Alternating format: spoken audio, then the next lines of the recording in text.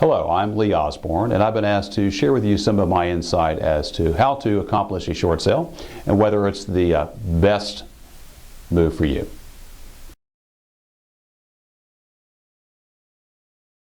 A short sale is when your lender allows you to sell your property and agrees to accept less than the full amount due in order to allow the release of the property from an existing mortgage.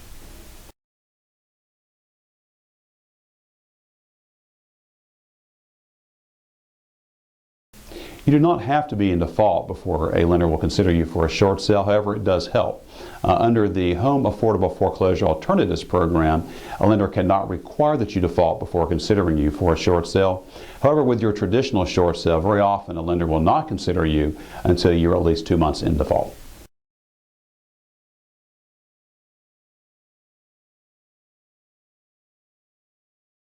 Under the Mortgage Forgiveness Debt Relief Act of 2007, upon the sale of one's principal residence, you are not taxed on the amount of the forgiveness of debt, so long as you use the money to either acquire, improve, or construct the home.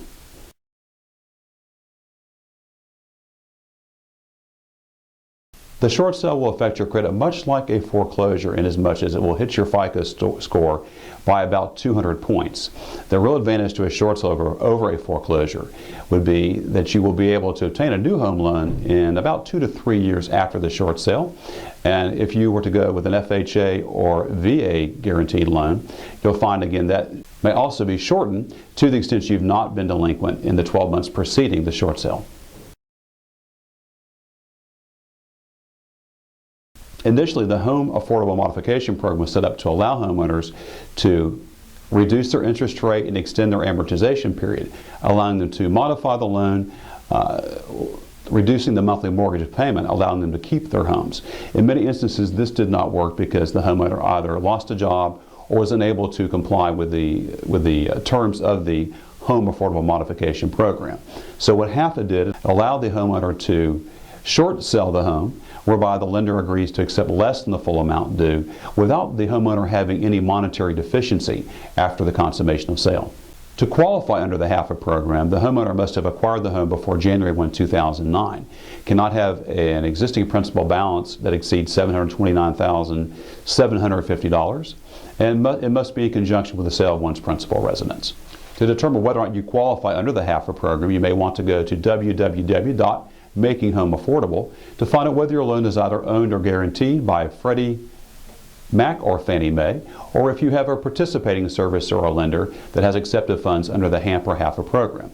If your lender has accepted funds under HAMP or HAFA, they must consider you for a short sale under the HAFA program.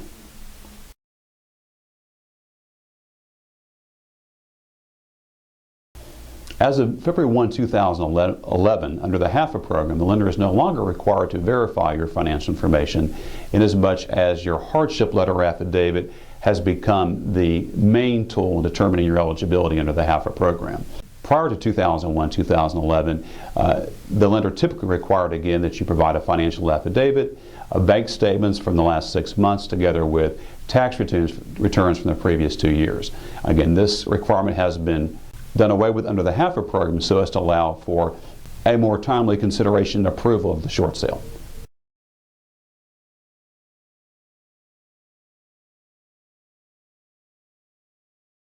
Although initially one had to occupy one's principal residence to qualify under the HAFA program, as of February 1 of 2011, the property could have been rented or vacated within the 12 months preceding the short sale, still allowing one to qualify under the HAFA program, so long as the homeowner has not purchased another primary residence in the 12 months preceding the consummation of sale.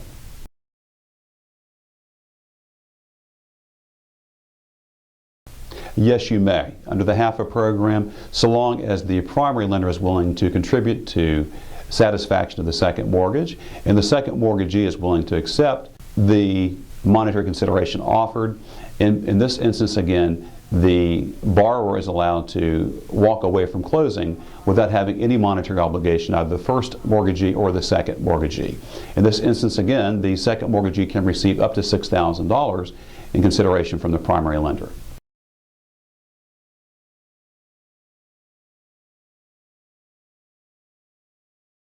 Under the HAFA program, when a homeowner requests consideration for short sale approval, the lender will have up to 30 days to respond to the homeowner's request.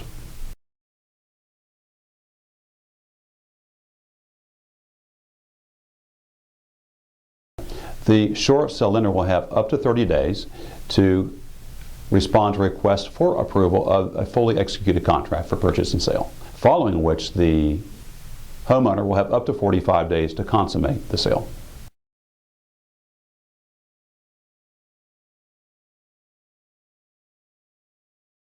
As a homeowner, you may receive up to $3,000 in relocation assistance.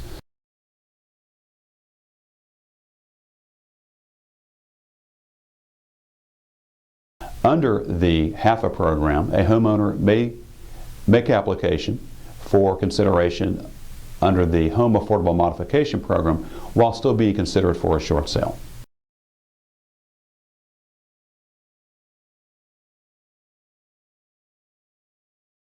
If you do not qualify under the HAFA program, you may still want to be considered for a traditional short sale. However, in this instance, you may have some continuing monetary obligation to the short sale lender following consummation of sale. In this regard, it is extremely important that you review carefully the short sale approval letter received from the short sale lender to ensure again that there's either been a waiver of any deficiency with a full release from the debt itself, or that you have settled in full your obligation to the lender prior to consummation of sale. In this instance, the short sale lender may often request that you sign a promissory note, often for less than the full amount due, at a 0% interest rate and payable for up to 15 years. Alternatively, they may consider a cash settlement whereby you may offer as little as 20 to 30 cents on the dollar in full settlement of any continuing monetary obligation you may have as a homeowner.